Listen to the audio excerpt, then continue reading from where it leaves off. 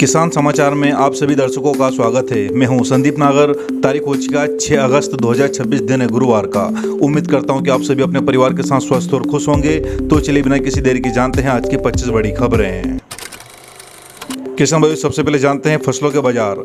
कल आष्टा मंडी में सोयाबीन के बाजार में अच्छी खासी गिरावट देखने को मिला। जो सोयाबीन 7,150 से 7,160 रुपये प्रति क्विंटल बिक रहा था, वही कल गिरकर करीब 7,000 रुपये प्रति क्विंटल तक पहुंच गया। यानी बाजार में लगभग 160 से 170 रुपये प्रति क्विंटल की गिरावट दर्ज की गई। आज नया कारोबार दिन शुरू हो चुका है। आज नीलामी में सोयाबीन के बाजार में तेजी आती है, गिरावट जारी रहती है। इसकी पूरी तस्वीर नीलामी के बाद साफ हो जाएगी। तो आष्टा मंडी के सोयाबीन, गेहूं, चना, मसूर, मूंग सहित सभी फसलों का ताजा भाव मंडी से देखना चाहते हैं तो आपका अपने यूट्यूब चैनल और फेसबुक पेज संदीप नागर आष्टा मंडी से जुड़े रहिए। गेहूं के बाजार की बात करें तो खाने वाले लगभग सभी प्रकार की वैरायटी में अच्छी खासी तेजी देखने को मिल रहा है। सबसे अधिक तेजी हर्षिता गेहूं में दर्ज की गई। इसके अलावा लोकवन, सुजाता, सरबती, लोटा, चार सिंका और अन्य खाने वाले वैरायटी के भाव भी मजबूत बने हुए हैं। अच्छी गुणवत्ता वाले गेहूं की लगातार मांग के कारण बाजार में तेजी का माहौल बना हुआ है। यदि आने वाले दिनों में मांग इसी तरह बना रहती है तो गेहूं के बाजार में और भी मजबूती देखने को मिल सकती है। हालांकि अंतिम स्थिति रोजाना होने वाली नीलामी पर निर्भर करता है। यदि आप हर दिन इसी तरीके से जानकारी चाहते हैं तो आप दिन में हमारे इसी यूट्यूब चैनल और फेसबुक पेज पर संदीप नागर आष्टा मंडी सर्च कर देख सकते हैं। किसान भाइयों, कल रशियन चने में अच्छी खासी तेजी देखने को मिला। रशियन चना जो 6,500 से 6,800 रुपये प्रति क्विंटल बिक रहा था, कल वह 7,000 रुपये प्रति क्विंटल से ऊपर बिकते हुए देखने को मिला। लाल चने में भी तेजी बरकरार है और डॉलर चना 7,500 से 8,000 रुपये प्रति क्विंटल तक बिक रहा है। कल तिल्ली देखने को मिला और बेहतर गुणवत्ता वाली तिल्ली 8,501 रुपये प्रति क्विंटल तक बिकी है। और अन्य सभी प्रकार की फसलों, मूंग, सरसों की जानकारी चाहते हैं तो आप अपने इस यूट्यूब चैनल और संदीप नागर आष्टा मंडी भाव से जुड़े रहिए। मध्य प्रदेश में सरकारी नौकरी की तैयारी कर रहे युवाओं के लिए अच्छी खबर है। मध्य प्रदेश कर्मचारी चयन मंडल MPESB ने पटवारी सहित कई अन्य पदों पर भर्ती प्रक्रिया शुरू कर दी है। इच्छुक उम्मीदवार अब ऑनलाइन आवेदन कर सकते हैं। इस भर्ती के लिए आवेदन 4 अगस्त 2026 से शुरू हो चुके हैं और 18 अगस्त 2026 तक आवेदन किए जा सकेंगे। इसके बाद उम्मीदवारों को आवेदन में सुधारने का भी मौका मिलेगा। भर्ती परीक्षा का आयोजन 22 सितंबर 2026 को किया जाएगा। पटवारी पद के लिए आवेदन करने वाले उम्मीदवार का स्नातक यानी ग्रेजुएशन पास होना जरूरी है। इसके साथ ही कंप्यूटर योग्यता से जुड़े नियम भी लागू होंगे। वही आयु सीमा सामान्य वर्ग से 18 से 40 वर्ष रखी गई है, जबकि आरक्षित वर्ग के अभ्यर्थी को सरकारी नियमों के अनुसार आयु में छूट मिलेगी। इस भर्ती के माध्यम से पटवारी के 200 पदों सहित कई अन्य विभागों में भी नियुक्ति की जाएगी। ऐसे में सरकारी नौकरी की तैयारी कर रहे युवाओं के लिए एक अच्छा अवसर माना जा रहा है। हालांकि आवेदन करने से पहले जल्दबाजी ना करें। सबसे पहले MPESB की आधिकारिक वेबसाइट पर जाकर पूरा भर्ती नोटिफिकेशन ध्यान से पढ़ें। पात्रता, आयु सीमा, आवेदन शुल्क, जरूरी दस्तावेज और सभी नियमों की जानकारी आधिकारिक वेबसाइट पर भी उपलब्ध हैं। इसलिए आवेदन करने से पहले एक बार वेबसाइट पर जाकर पूरी जानकारी अवश्य जांच लें। मध्य प्रदेश में सरकारी शिक्षक बनने का सपना देख रहे युवाओं के लिए एक बड़ी खबर सामने आई है। प्रदेश के सरकारी स्कूलों में लंबे समय से शिक्षकों को हजारों पद खाली पड़े हैं। इन्हें भरने की तैयारी तेज हो गई है। अब करीब 10,000 से अधिक शिक्षकों की भर्ती प्रक्रिया शुरू की जाने की चर्चा में है, जबकि राज्य में कुल खाली पदों की संख्या इससे कहीं अधिक बताई जा रही है। हालांकि इस समय 10,000 शिक्षकों की भर्ती के लिए आवेदन शुरू होने का आधिकारिक नोटिफिकेशन जारी नहीं हुआ है। इसलिए सोशल मीडिया पर चल रही जानकारी पर भरोसा करने से पहले आधिकारिक सूचना का इंतजार करना जरूरी है। शिक्षा विभाग में शिक्षक भर्ती को लेकर तैयारी चल रही और जैसे आधिकारिक विज्ञापन जारी होगा उसमें पदों की संख्या, योग्यता, आयु सीमा, आवेदन की तारीख और परीक्षा की पूरी जानकारी दी जाएगी। ऐसे में जो अभ्यर्थी शिक्षक भर्ती की तैयारी कर रहे हैं वे अपने दस्तावेज और तैयारी पूरी रखें। महत्वपूर्ण सलाह है, किसी भी भर्ती का आवेदन करने या तैयारी शुरू करने से पहले मध्य प्रदेश कर्मचारी चयन मंडल यानी MPESB की आधिकारिक वेबसाइट पर जाकर नोटिफिकेशन जरूर जांच लें। अधिक जानकारी और आधिकारिक अपडेट के लिए MPESB का आधिकारिक वेबसाइट जरूर देखिएगा। मध्य प्रदेश में सरकारी नौकरी की तैयारी कर रहे युवाओं के लिए एक और फिर से बड़ी खबर है। मध्य प्रदेश कर्मचारी चयन मंडल यानी MPESB ने कुल 2306 पदों पर भर्ती के लिए ऑनलाइन आवेदन शुरू कर दिए हैं। यह भर्ती ग्रुप 2 सब ग्रुप 4 संयुक्त भर्ती परीक्षा 2026 के तहत निकाली गई है। इस भर्ती में सबसे अधिक पद 530 पद कृषि उपज मंडी के बोर्ड के हैं। इसके अलावा पटवारी के 200 पद, पंचायत समन्वय अधिकारी, सहायक संप्रेक्षक और कई अन्य विभागों पद भी शामिल किए गए हैं। इच्छुक अभ्यर्थी 4 अगस्त से 18 अगस्त 2026 तक ऑनलाइन आवेदन कर सकते हैं, जबकि आवेदन में सुधार करने की अंतिम तिथि 23 अगस्त निर्धारित की गई है। भर्ती परीक्षा 22 सितंबर को 2026 से शुरू होगी। इस पदों पर आवेदन करने के लिए अभ्यर्थी का संबंधित पद के अनुसार स्नातक या निर्धारित शैक्षणिक योग्यता होना आवश्यक है। अलग अलग पदों के लिए योग्यता, आयु सीमा और अन्य नियम अलग हो सकते हैं, इसलिए आवेदन करने से पहले पूरी जानकारी MPESB अधिकारी वेबसाइट पर जाकर जरूर जांच लें। देश में जल्द ही प्लास्टिक यानी पॉलीमर नोट चलने में दिखाई दे सकता है। RBI गवर्नर संजय मल्होत्रा ने बताया है कि यदि ट्रायल सफल रहता है तो अगले वित्तीय वर्ष की शुरुआत यानी 1 अप्रैल 2027 से देश में प्लास्टिक नोटों की शुरुआत की जा सकती है। फिलहाल यह परियोजना पायलट यानी ट्रायल चरण में है और अंतिम फैसला ट्रायल के नतीजों के आधार पर लिया जा सकेगा। शुरुआत में 10 और 20 रुपए के पॉलीमर नोट जारी किए जाने की संभावना है। ये नोट सामान्य कागज के नोटों की तुलना में कई गुना अधिक टिकाऊ होंगे और जल्दी फटेंगे या खराब नहीं होंगे।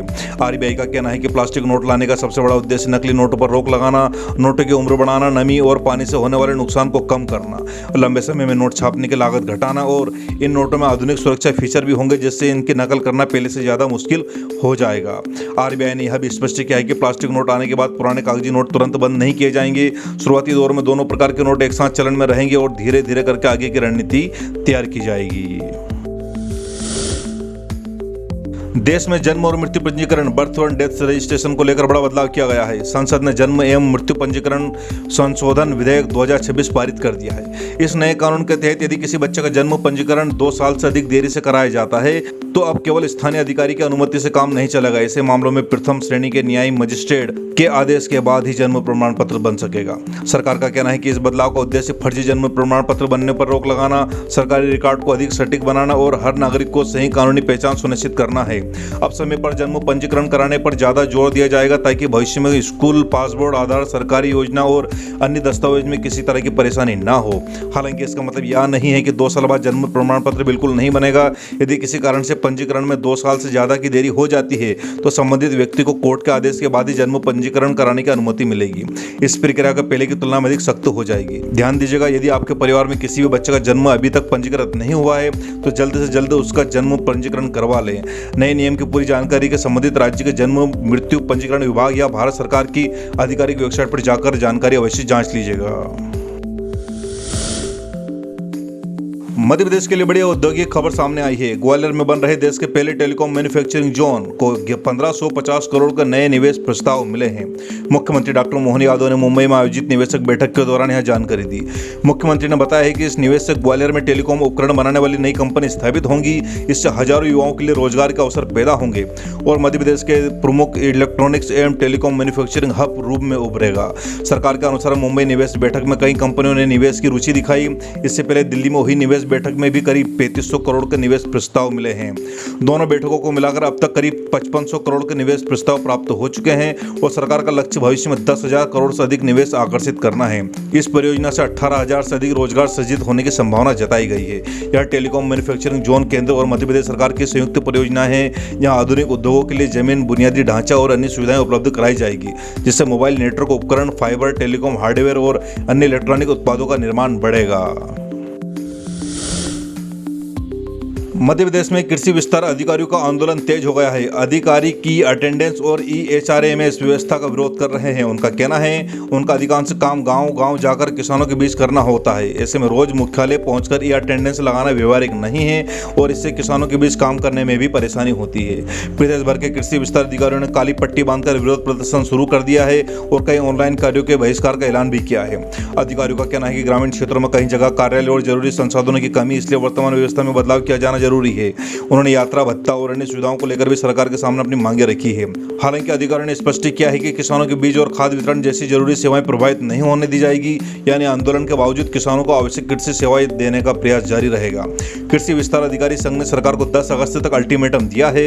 यदि तब तक उनकी मांगों पर लिखित आश्वासन नहीं मिलता है तो 11 अगस्त से देश भर में अनिश्चितकालीन कलम बंद हड़ताल शुरू की जाएगी। इससे कृषि विभाग के कई ऑनलाइन काम और सरकारी योजनाओं के संचालन पर असर पड़ सकता है। मध्य प्रदेश कैबिनेट ने शिक्षा के क्षेत्र में बड़ा फैसला लिया है। सरकार ने प्रदेश में 60 नए संदीपनी विद्यालय बनाने की मंजूरी दी है। इन विद्यालयों में आधुनिक शिक्षा, स्मार्ट क्लास, विज्ञान प्रयोगशाला, डिजिटल सुविधाएं और बेहतर शैक्षणिक माहौल उपलब्ध कराया जाएगा ताकि सरकारी स्कूल के बच्चों की भी गुणवत्तापूर्ण शिक्षा मिल सके। कैबिनेट ने एक और महत्वपूर्ण निर्णय लेते हुए घोषणा की है, जो सरकारी स्कूल लगातार 3 वर्षों तक बोर्ड परीक्षा में 100% परिणाम देंगे, उन्हें 1 लाख का सम्मान पुरस्कार दिया जाएगा। इसके अलावा ऐसे विद्यालयों को स्कूल के विकास कार्यों के लिए 5 लाख की अतिरिक्त राशि भी दी जाएगी। सरकार का मानना है कि इससे शिक्षक और छात्र दोनों बेहतर प्रदर्शन के लिए प्रेरित होंगे। सरकार का उद्देश्य है सरकारी स्कूलों की शिक्षा व्यवस्था और मजबूत बनाना, छात्रों को बेहतर सुविधा उपलब्ध कराना और बोर्ड परीक्षाओं को परिणाम में सुधार लाना। नए संदीपनी विद्यालय बनने से ग्रामीण और शहरी क्षेत्रों का हजारों विद्यार्थियों को आधुनिक शिक्षा का लाभ मिलेगा। अंतर्राष्ट्रीय प्रतियोगिता में शानदार प्रदर्शन करने के बाद भारतीय खिलाड़ियों की टीम स्वदेश लौट आई है। नई दिल्ली के इंदिरा गांधी अंतर्राष्ट्रीय एयरपोर्ट पर खिलाड़ियों का भव्य स्वागत किया गया। एयरपोर्ट पर बड़ी संख्या में खेल प्रेमी परिवार के सदस्य और खेल अधिकारियों ने खिलाड़ियों का फूल मालाओं और जोरदार तालियों के साथ स्वागत किया। पूरे परिसर में भारत माता की जय और वंदे मातरम के नारे गूंजते रहे। भारतीय खिलाड़ियों ने इस सम्मान के लिए भारत सरकार, खेल मंत्रालय, भारतीय खेल प्राधिकरण, भारतीय ओलंपिक संघ, कोच, सपोर्ट स्टाफ और देशवासियों का आभार व्यक्त किया। खिलाड़ियों ने कहा है कि देश में मिले प्यार और समर्थन ने उन्हें बेहतर प्रदर्शन करने की प्रेरणा दी है। सरकार ने भी खिलाड़ियों को उपलब्धि की सराहना करते हुए कहा है, देश में खेलों की बेहतर सुविधाएं, आधुनिक प्रशिक्षण और खिलाड़ियों को हर संभव सहयोग देने का प्रयास लगातार जारी रहेगा। खिलाड़ियों की इस उपलब्धि को देश के युवाओं के लिए भी प्रेरणादायक बताया जा रहा है। मध्य प्रदेश हाईकोर्ट ने वकालत से जुड़े एक महत्वपूर्ण मामले में बड़ा फैसला सुनाया है। कोर्ट ने कहा है कि यदि कोई वकील अदालत के सामने सही तथ्य और कानून की सही जानकारी रखता है तो इसे पेशेवर कदाचार नहीं माना जा सकता, भले ही उस जानकारी का फायदा दूसरे पक्ष को ही क्यों न मिल जाए। हाईकोर्ट ने अपने फैसले में कहा है कि वकील का पहला कर्तव्य अदालत के प्रति होता है। न्यायालय के सामने सही तथ्य और सही कानून रखना हर अधिवक्ता की जिम्मेदारी है। यदि किसी मामले में कोई कानूनी तथ्य या फैसला अदालत की जानकारी में लाना जरूरी है तो वकील उसे छिपा नहीं सकता। कोर्ट ने यह भी स्पष्ट किया है कि वकील का उद्देश्य केवल अपने मुवक्किल को हर हाल में जिताना नहीं होता है, बल्कि न्यायालय को सही और निष्पक्ष निर्णय लेने में सहायता करना भी उसकी जिम्मेदारी है। इसलिए यदि सही तथ्य रखने से दूसरे पक्ष को लाभ भी मिल जाता है, तब भी उसे पेशेवर गलती या अनुशासनहीनता नहीं माना जाएगा। हाईकोर्ट की इस टिप्पणी को न्याय व्यवस्था में पारदर्शिता और निष्पक्षता के लिए महत्वपूर्ण माना जा रहा है। कानूनी विशेषज्ञों का कहना है कि इस फैसले से संदेश गया है कि अदालत में सच्चाई और कानून सबसे ऊपर है, न कि किसी एक पक्ष की जीत। मध्य प्रदेश कांग्रेस में बड़ा संगठनात्मक बदलाव किया गया है। दिल्ली में हुई समीक्षा बैठक के बाद प्रदेश कांग्रेस के सभी विभागों और प्रकोष्ठों को तत्काल प्रभाव से भंग कर दिया गया। अब पार्टी पूरे संगठन का नए सिरे से गठन करेगी। बताया जा रहा है कि हाल के राजनीतिक हालात और संगठन की गतिविधियों की समीक्षा के बाद यह फैसला लिया गया। पार्टी का नेतृत्व तो मानना है कि पुराने ढांचे में बदलाव कर नई टीम बनाई जाएगी, जिससे संगठन को जिला, ब्लॉक और बूथ स्तर पर अधिक सक्रिय बनाया जा सके। नई नियुक्तियों में सक्रिय और जमीनी कार्यकर्ताओं को जिम्मेदारी देने पर जोर रहेगा। इसके साथ ही सभी विभागों और प्रकोष्ठों को पुनर्गठन कर उन्हें नई जिम्मेदारी सौंपी जाएगी। पार्टी का उद्देश्य है आगामी चुनाव से पहले संगठन को मजबूत करना और कार्यकर्ताओं में नई ऊर्जा भरना। फिलहाल पुराने विभाग और प्रकोष्ठ भंग कर दिए गए हैं। अब प्रदेश कार्य जल्द ही नए पदाधिकारी और विभागों की घोषणा कर सकती है। मध्य प्रदेश के दतिया विधानसभा उपचुनाव में हार के बाद भारतीय जनता पार्टी ने बड़ा संगठनात्मक फैसला लिया है। पार्टी ने दतिया जिले की पूरी संगठनात्मक कार्यकारिणी को तत्काल प्रभाव से भंग कर दिया। इस कार्यवाही में जिला अध्यक्ष, जिला कार्यकारिणी, मंडल, मोर्चा, प्रकोष्ठ, सेल, विभाग और बूथ स्तर तक की सभी संगठनात्मक इकाइयों को भंग कर दिया गया है। बताया जा रहा है कि उपचुनाव में हार के बाद मुख्यमंत्री डॉक्टर मोहन यादव ने आवास पर वरिष्ठ नेताओं की बैठक हुई थी। बैठक में हार के कारणों की समीक्षा के लिए बनाई गई थी। समिति की रिपोर्ट के आधार पर यह फैसला लिया गया।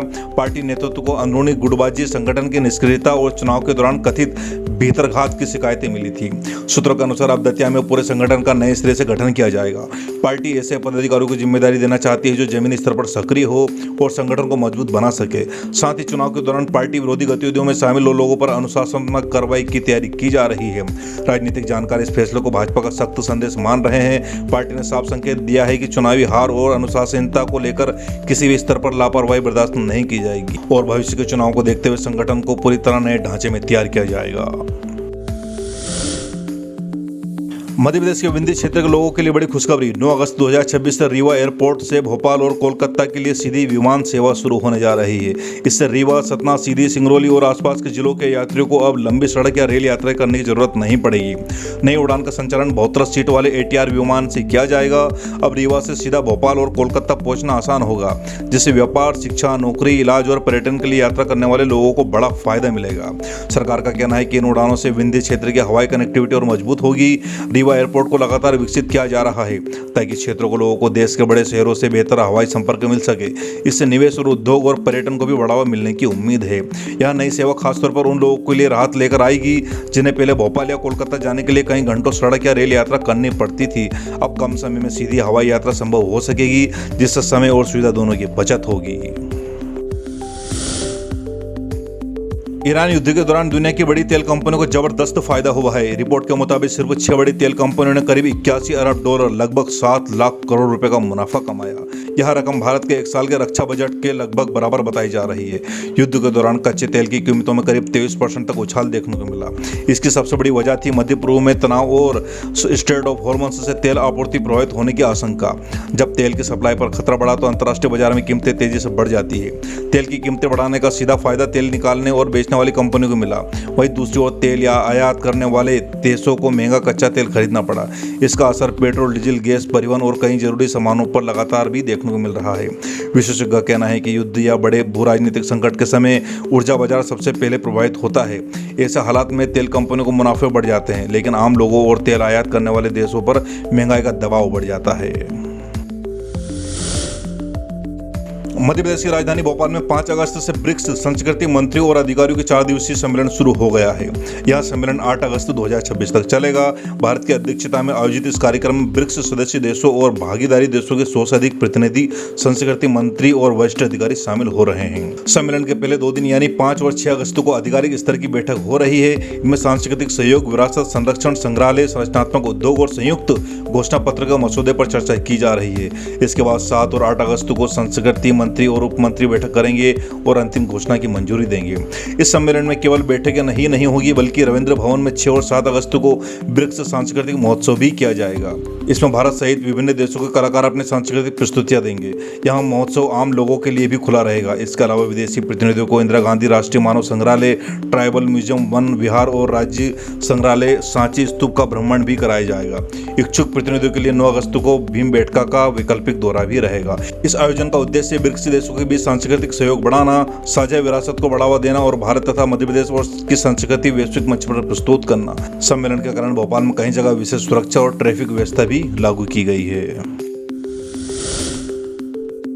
चलिए जानते हैं आज 6 अगस्त का इतिहास। 6 अगस्त 1945 अमेरिका ने जापान के हिरोशिमा शहर पर दुनिया का पहला परमाणु बम लिटिल बॉय गिराया था। इस हमले में लाखों लोग सीधे या बाद में रेडिएशन के कारण प्रभावित हुए। यह द्वितीय विश्व युद्ध की सबसे भयावह घटनाओं में गिना जाता है। 6 अगस्त 1925 भारत के महान स्वतंत्रता सेनानी सूर्य सेन मास्टरदा को नेतृत्व में काकोरी कांड के बाद क्रांतिकारी आंदोलन की नई दिशा देने की तैयारी तेज हुई। 6 अगस्त का दिन क्रांतिकारी गतिविधियों के संदर्भ में भी याद किया जाता है। 6 अगस्त 1962 जमैका ब्रिटेन आज़ाद होकर स्वतंत्रता देश बना था।